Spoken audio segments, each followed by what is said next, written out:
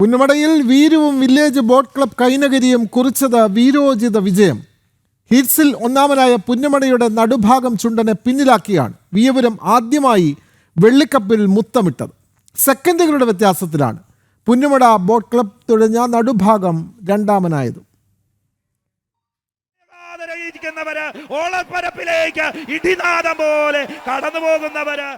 ആവേശക്കൊടുമുടി കയറിയ പുന്നമടയിലെ കലാശപ്പോരിൽ ഒരു സെക്കൻഡ് പോലും വ്യത്യാസമില്ലാതെ 4 ചുണ്ടൻ വള്ളങ്ങളും ഫിനിഷ് ചെയ്യുന്ന അതിമനോഹര കാഴ്ചയാണ് കാണാനായത്.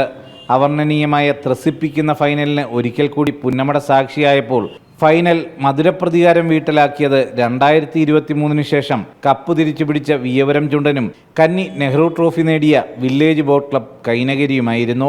4 മിനിറ്റ് 21 സെക്കൻഡ് 0.84 മൈക്രോ സെക്കൻഡിന് വിയപുരം ഫിനിഷിംഗ് പോയിന്റ് കടന്നപ്പോൾ 4 മിനിറ്റ് 21 സെക്കൻഡ് 782 മൈക്രോ സെക്കൻഡിന് പുന്നമട ബോട്ട് ക്ലബ് തുഴഞ്ഞ നടുഭാഗവും 4 മിനിറ്റ് 21 സെക്കൻഡ് 833 മൈക്രോ സെക്കൻഡിന് നിലവിലെ ചാമ്പ്യന്മാരായിരുന്ന പള്ളാത്തുരുത്തി മേപ്പാടം ചുണ്ടനിലും 4 മിനിറ്റ് 22 സെക്കൻഡ് 0.35 മൈക്രോ സെക്കൻഡിന് നിരണം ബോട്ട് ക്ലബ് തുഴഞ്ഞ നിരണം ചുണ്ടനും ലക്ഷ്യം കടന്നു.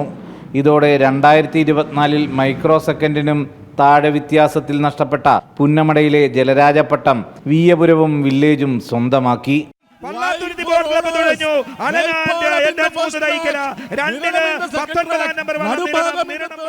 ഡബിൾ ഹാട്രിക് എന്ന നെഹ്റു ട്രോഫിയിലെ അപൂർവ നേട്ടമാണ് ജലമേളയിൽ പള്ളാത്തുരുത്തിക്ക് നഷ്ടമായത്. ഹീറ്റ്സിൽ 4 മിനിറ്റ് 20 സെക്കൻഡ് 904 മൈക്രോ സെക്കൻഡിന് ഫിനിഷ് ചെയ്ത പുന്നമട തുഴഞ്ഞ നടുഭാഗമാണ് ഫൈനലിലേക്ക് ഒന്നാമനായി യോഗ്യത നേടിയത്.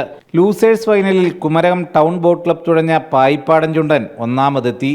ചുണ്ടൻ വള്ളങ്ങളുടെ ഹീറ്റ്സും ചെറുവള്ളങ്ങളുടെ ഫൈനലും ഇഞ്ചോടിഞ്ച് പോരാട്ടമായപ്പോൾ 71ാമത് നെഹ്റു ട്രോഫി ജലമേള ഓളപ്പരപ്പിൽ തീർത്തത് വിസ്മയ നിമിഷങ്ങൾ തന്നെയായിരുന്നു. ക്യാമറാമാൻ സുമേഷ് പുന്നമടയ്ക്കൊപ്പം സുധീഷ് ഗോപാൽ, ജനം, ആലപ്പുഴ.